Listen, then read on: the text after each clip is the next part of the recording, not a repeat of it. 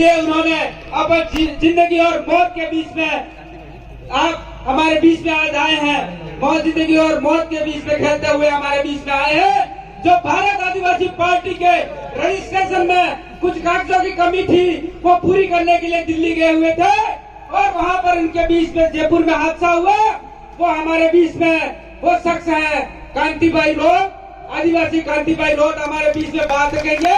उनका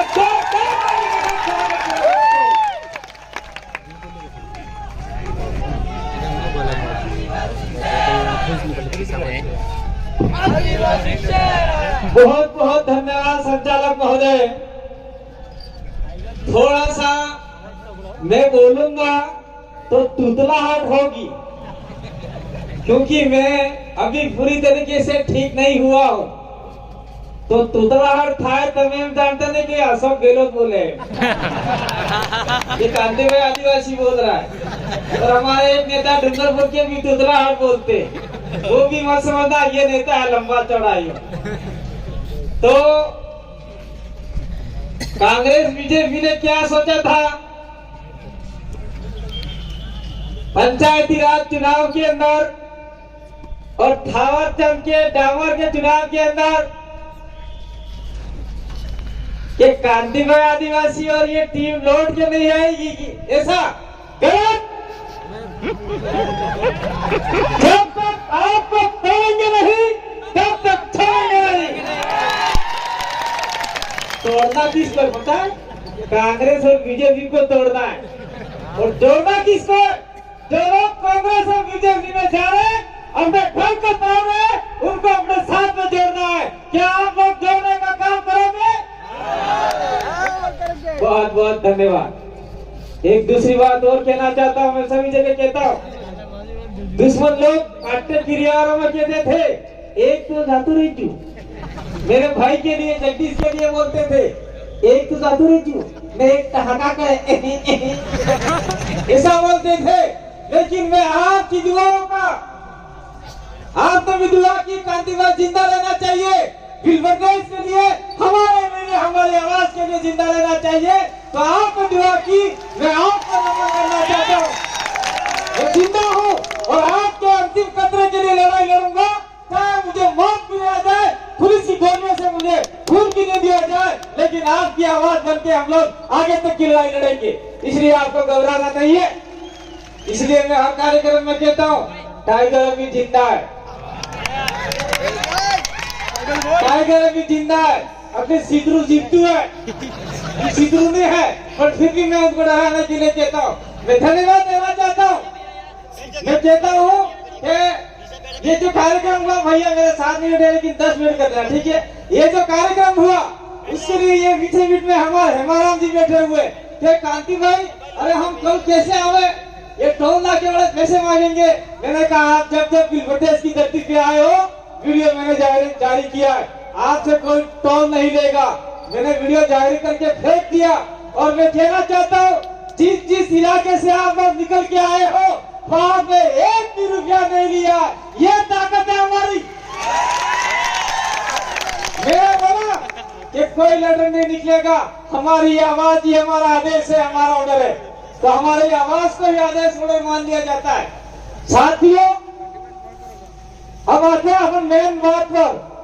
मैं कुछ बातें लेके आया था कि आज तक हम लोग लड़ाई लड़ते हैं किसी बात को लेके, सारे इकट्ठे होते हैं, कलेक्टर जाते हैं, एसडीएम जाते हैं और हमारी बातों को कलेक्टर एसडीएम आगे बेचता ही नहीं है, फाड़ के फेंक देता है और वो मात्र सड़क तक ही रह जाती है। इसीलिए हमें भारत आदिवासी पार्टी के मार्फत से, भारत आदिवासी पार्टी के मार्फत से राजस्थान में जिस प्रकार से हमने 2 विधायक भेजे, उसी प्रकार से गुजरात में 27 विधायकों में से 10-15 विधायक भेजते होंगे। गुजरात में 27 विधायक अपने लिए रिजर्व है आदिवासियों के लिए, 27 विधायक में से 10 तो कम से कम भेजते होंगे। मध्य प्रदेश में ऊपर लोग बैठे हुए 46 विधायक रिजर्व है आदिवासियों के लिए, वो जो गए हैं वो सारे सारे गुलाम है, अपने लिए कोई नहीं बोलता। राजस्थान में 28 विधायक रिजर्व में है, जिसमें मात्र 2 विधायक बोले आदिवासियों के लिए, बाकी सब बोले बोबड़े हैं और गुलाम विधायक है। इसलिए हमें भारत आदिवासी पार्टी से अधिकतम विधायक भोपाल में भेजने होंगे, जयपुर में भेजने होंगे और आपके गांधीनगर भेजने होंगे। इसलिए भारत आदिवासी पार्टी को हम लोग लेके आए हैं। दूसरा है जल जंगल जमीन और खनिज तमार गेर मोरे कागरा भाटा है हेता भाड़ा पे पहला खुद ने नहीं किया। वो सफेद पत्थरों का मार्बल बनता है, टाइल से बनती है, वो करोड़ में जाता है। तब जाना कागरा भाटा होना काम नो। वो सफेद पत्थर बहुत कीमती है, इस पत्थर को बचाना है। और इस पत्थर से आग का उत्सव पहली बार हुआ था, इसलिए सफेद पत्थर को अपन पूजा पद्धति में भी लेते। इसलिए खनिज को भी हमको बचाना है। खनिज नहीं बचाओगे तो बहुत बड़ा नुकसान हो जाएगा। और बिल प्रदेश की लड़ाई न तो कांग्रेस लड़ी है, न बीजेपी लड़ी है, न कोई आने वाली पार्टी लड़ेगी, हम भी लड़ेंगे। और आने वाले समय में 2023 के बाद में 24 में भी हमारा प्रथम दिल्ली तक लहराएगा। और हम लोग बिल प्रदेश की लड़ाई के लिए कंधे से कंधा मिलाकर भारत आदिवासी पार्टी भी बिल प्रदेश के लिए काम करेगी। तो आप सभी लोग बिल प्रदेश का साथ देंगे। साथ कैसे देंगे? भारत आदिवासी पार्टी को मजबूत करेंगे तो ही आगे बढ़ पाएंगे। राजस्थान की राजनीति में 2023 की लड़ाई में 27 सीटों में से हम लोग उधर मीणा वाली छोड़ दें, क्योंकि कुछ हमारे मीणा भाई भी बैठे हुए, क्योंकि कुछ मीणा लोग हैं मीन भगवान को मानते हैं। मैं आप लोग नाराज मत होना। मीन भगवान किसका अवतार है? कोई मीणा हमको बताए? मीन भगवान 10 अवतार माना गया है हिंदू धर्म के अनुसार। तो आप तो धर्म में डूबे हुए हो, आदिवासी को बचाने का काम नहीं कर रहे हो। तो उस इलाके में मुझे नहीं लगता कि धीरे धीरे हम लोग आगे बढ़ेंगे, क्योंकि ऐसे वक्ता हमारे साथ में डॉक्टर जितेंद्र मीणा जैसे और मेहर जैसे लोग हमारे साथ में आए हुए हैं। तो ये लोग वहां पर भी अलग जगाएंगे। और 8 सीटें हैं, उन 8 सीटों में हम लोग 23 के बाद में परचम लहराएंगे। ये बात हम लोग कहना चाहते हैं। तो अगर मान लीजिए 17 में से हम लोग कुछ सीटें और भी हैं तो फरमाउश होती है 25 सीटें। 25 में से हम लोग लड़ाते हैं, 15-16 सीट जीत जाते हैं। तो मुख्यमंत्री को छोड़ दीजिए, लेकिन मुख्यमंत्री कौन बनेगा वो डिसाइड करने का पावर आदिवासियों के हाथ में होगा। ये हाथ में रहना चाहते नहीं चाहते आपको। अशोक गहलोत बनेगा। अशोक गहलोत उठ बैठ ये ताकत आपके पास में होगी। वसुंधरा राजे आ गई तो वसुंधरा राजे उठ जा बैठ जा, उठ जा बैठ जा, यार मत आना। ये पावर आपके हाथ में होगी। यही पावर हम आपको देना चाहते हैं। यही पावर अगर आपने ले ली तो निश्चित रूप से आपका विधायक दिल्ली जाएगा। अच्छा, आपका एमएलए दिल्ली है, आपका एमएलए जयपुर जाएगा और एमपी दिल्ली जाएगा। मैं ज्यादा बात नहीं करना चाहता हूँ, क्योंकि सर भी काम नहीं करता। संसद की 47 सीटें 47-46 सीटें आपने एमपी बनी। एक भी एमपी आदिवासियों के लिए नहीं बोला, एक भी एमपी नहीं बोला। मैं किसी पार्टी के विशेष की बात नहीं करता हूं, लेकिन मैं कहना चाहता हूं हमारे मंच के मार्फत से, एक आदमी है जो आदिवासियों के बारे में बोलता है। वो कौन है? चाहे कैसे भी हो, हम उसका समर्थक नहीं करते, लेकिन हमने उसका वीडियो देखा है। असरुद्दीन ओवैसी, असरुद्दीन ओवैसी वो आदिवासियों के दुश्मन नहीं है। उन्होंने बोला कि भारत का आदिवासी देश का मालिक है। कौन सा आदिवासी वाला जाके बोला? एक मुसलमान सांसद आदिवासियों के लिए बोल रहा है। आदिवासी और मुसलमान की लड़ाई कभी नहीं है, ये धार्मिक लड़ाई लड़ाई जा रही है। इस लड़ाई को हमको समझना होगा। मुस्लिमों के साथ में हमारी कतई लड़ाई नहीं है। ये आपका मैं लोकल मुद्दा बता रहा हूँ। हमारे बीच में सलीम भाई बैठे हुए, उनको हमने जिला प्रमुख के लिए दावेदार बनाया था। कांग्रेस और कमल कांग्रेस ने मिलकर सलीम भाई को हरा दिया। तो ये कितनी बड़ी मूर्खता है उन लोगों की। और हमारे लोग आज भी कांग्रेस बीजेपी कर रहे हैं। कांग्रेस बीजेपी छोड़ेंगे नहीं, तो आने वाले समय में हमारे बच्चे कटोरा लेके भीख मांगेंगे भाई।